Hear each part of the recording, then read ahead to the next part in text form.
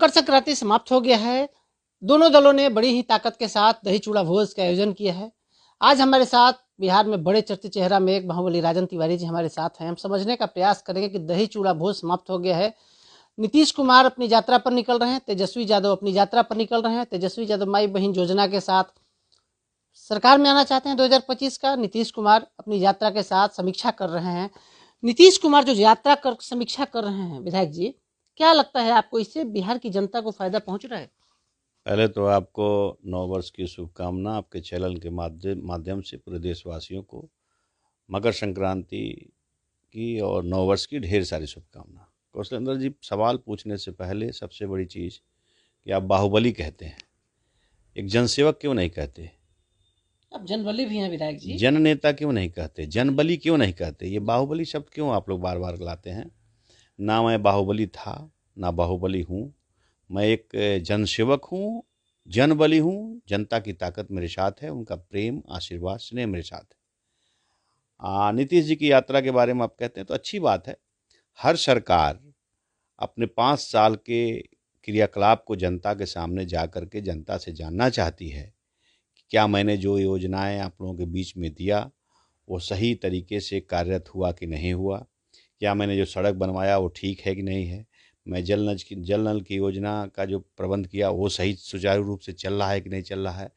और भी जितनी योजनाएं हैं मुख्यमंत्री जी के द्वारा, चाहे वो दीदी कौन सा योजना नहीं है जो उनका जीविका योजना, जीविका दीदी का योजना है, वो सब जानकारी लेने के लिए मुख्यमंत्री जी निकले हुए हैं। तो ये मुख्यमंत्री जी अपने दायित्व का निर्वहन कर रहे हैं और जनता से पूछ रहे हैं, और जनता जो सही है उसको सही कहेगी, जो गलत है उसे गलत कहेगी। तो नीतीश जी का ये कार्यकलाप क्रियान्वयन अपने कार्यशैली का देखना चाहते हैं, पंचवर्षीय योजना का, तो माननीय मुख्यमंत्री जी बहुत अच्छा काम कर रहे हैं। और अब विगत 18 वर्षों से लगातार इस चेयर पर बैठे हुए हैं। बीच बीच में कभी कभी एक दूसरे को खुद वो बनाए हैं, नहीं तो लगातार हमको लगता है कि एक बार उनको जीतन राम मांझी जी को नीतीश जी ने खुद मुख्यमंत्री बनाया था, नहीं तो लगातार कंटिन्यू नीतीश जी हैं इस पद पे। लेकिन मुख्यमंत्री की यात्रा के बाद हम पहुंचते हैं, तेजस्वी ने बड़ी मजबूती से अपनी यात्रा शुरू कर दी है और लगातार काउंटर कर रहे हैं सरकार पर, नीतीश कुमार की सरकार पर, नीतीश कुमार के काम पर, नीतीश कुमार की शासन पर। क्या कहिएगा इसमें? देखिए, तेजस्वी जी का कार्यक्रम भी ठीक है। वो तेजस्वी जी अपना कार्यक्रम कर रहे हैं और युवा नेता हैं। बिहार में अपनी हनक, अपनी धमक का पहचान बनाना चाहते हैं। लेकिन जहाँ तक नीतीश जी की बात करते हैं तो मैं एक बात आपसे कह देना चाहता हूँ कि नीतीश जी के साथ वो भी सरकार चला चुके हैं, 2 बार उनके साथ गठबंधन हो चुका है। तो नीतीश जी से वो भली भांति परिचित हैं। नीतीश जी अपने काम में विश्वास रखते हैं और काम करने वाले व्यक्ति हैं। हाँ, तेजस्वी जी को अभी चूँकि मुख्यमंत्री पद का दायित्व तो उनको मिला नहीं है, वो डिप्टी सीएम तक ही रह गए हैं। तो आगे वो मुख्यमंत्री बनना चाहते हैं और अपनी पार्टी को सरकार में लाना चाहते हैं, इसलिए वो अपना कार्यक्रम कर रहे हैं। घूमना चाहिए, और विपक्ष के नेता हैं, माननीय हैं, सम्माननीय हैं, वो अपना काम कर रहे हैं। हाँ, लेकिन एक चीज़ मुझे अच्छा नहीं लगता कि लोग 18 वर्षों से हमारे मुख्यमंत्री जी का शासनकाल है, उनके पिताजी के शासनकाल को अब नहीं याद करना चाहिए, उनकी माताजी के शासनकाल को अब नहीं याद करना चाहिए, क्योंकि जब तब का समय कुछ और था, अब का समय कुछ और है।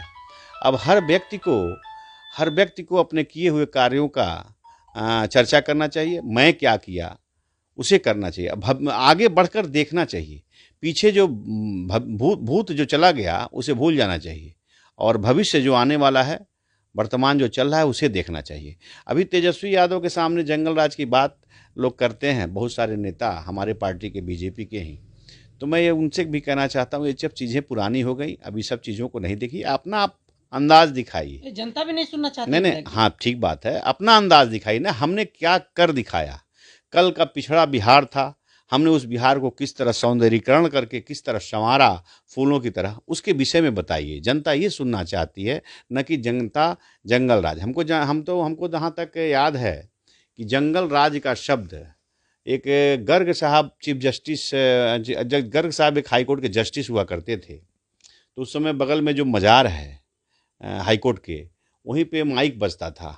तो उन्होंने कहा, कोर्ट के टाइम माइक बज रहा था तो उन्होंने कई बार बंद करवाने का प्रयास किया, नहीं बंद हुआ, तो उन्होंने कहा बिहार में जंगल राज है। वही शब्द से जंगल राज आया, तो जंगल राज उसी शब्द से आया। उस शब्द को अब भूलना चाहिए इंसान को।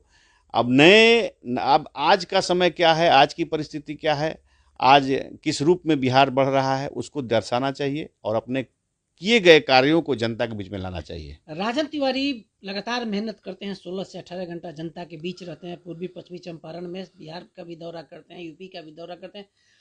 तेजस्वी यादव के बारे में लोग क्या सोचते हैं राजन जी?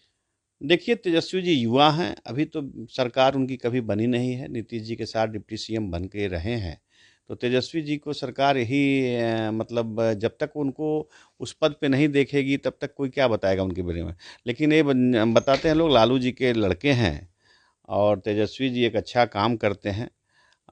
वो भी अपना जनता के बीच में जा रहे हैं। अब जनता का कितना आशीर्वाद उन्हें प्राप्त होगा ये तो आने वाला समय बताएगा। लेकिन मेरे मुख्यमंत्री जो नीतीश कुमार जी हैं, इनके किए गए कार्यों की सराहना पूरा बिहार करता है, और नीतीश जी के किए हुए कार्यों को दोबारा कोई करेगा कि नहीं करेगा ये तो मैं नहीं कह सकता, लेकिन नीतीश कुमार वो गुण हैं, जिस तरफ जाएंगे वो पार्टी और वो उस पार्टी के नेताओं का मुंह मीठा कर देंगे। नीतीश कुमार जी को छोड़ करके कोई भी अब राजनीतिक बिहार में धुरी आने वाले समय में भी और निकट भविष्य में भी मुझे नहीं दिखाई दे रहा है, क्योंकि नीतीश जी हेड भी हैं और टेल भी हैं, इसलिए नीतीश जी ही राजनीतिक धुरी हैं, बाकी कोई नहीं है। राजनीतिक रणभेरिया बच चुकी है, मकर संक्रांति विधायक जी खत्म हो गया है, नरकटियागंज के लिए आपने क्या प्लान कर रखा है? नरकटियागंज देखिए, मैं एनडीए के घटक दलों से और एनडीए के अपने जिस पार्टी में हूँ उसके पार्टी के उच्च स्तरीय नेताओं से, शीर्ष नेतृत्व से मैं यह कह दिया हूँ कि चुनाव मुझे लड़ना है इस बार, क्योंकि मुझे आश्वासन बराबर मिलते रहा है। 2019 में मैंने भारतीय जनता पार्टी ज्वाइन की, उसके बाद से आश्वासन पे आश्वासन मुझे मिला, लेकिन अभी तक मुझे संतोषजनक आश्वासन नहीं मिल पाया। लेकिन इस बार मुझे संतोषजनक आश्वासन मिला है कि 2025 में राजन जी आपको चुनाव लड़ना है, कुछ बड़े नेता का मार्गदर्शन प्राप्त है, तो मुझे लगता है कि इस बार नरकटियागंज से या चंपारण के किसी और, पश्चिमी चंपारण के किसी और सीट से मुझे लोग लड़ाएगा। अगर किसी कारणवश किसी चाटुकार नेताओं के कहने पर अगर मुझे किसी वजह से सिंबल नहीं मिला, पार्टी मुझे नहीं लड़ाएगी, तो भी मैं चुनाव लड़ूंगा, निश्चित है। इसलिए मैं इस बार बैठने वाला नहीं हूँ।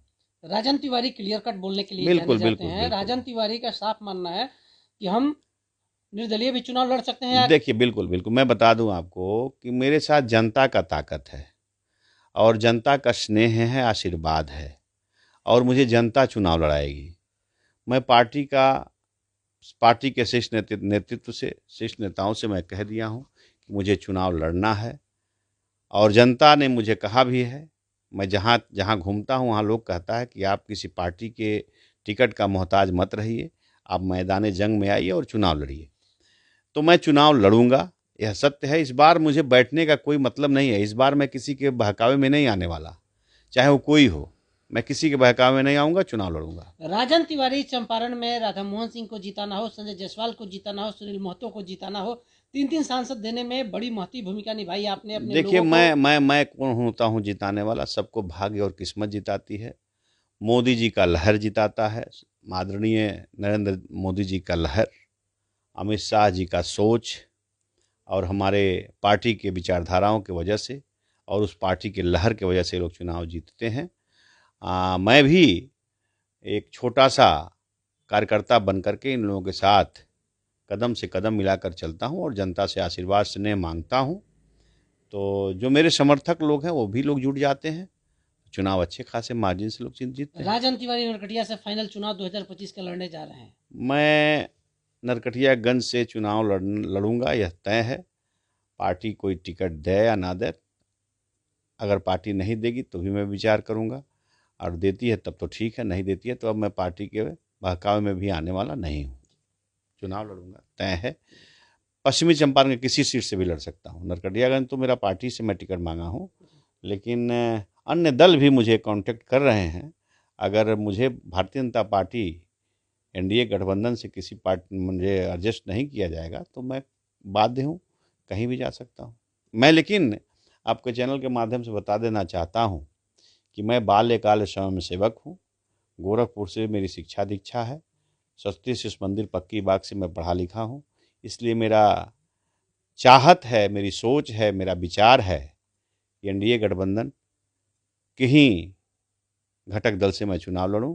भाजपा टिकट मुझे दे, मैं भारतीय जनता पार्टी का एक सेवक सच्चा सिपाही बन के चुनाव लड़ूं और जीत करके भारतीय जनता पार्टी के गठबंधन का सरकार बनाने का काम करूं।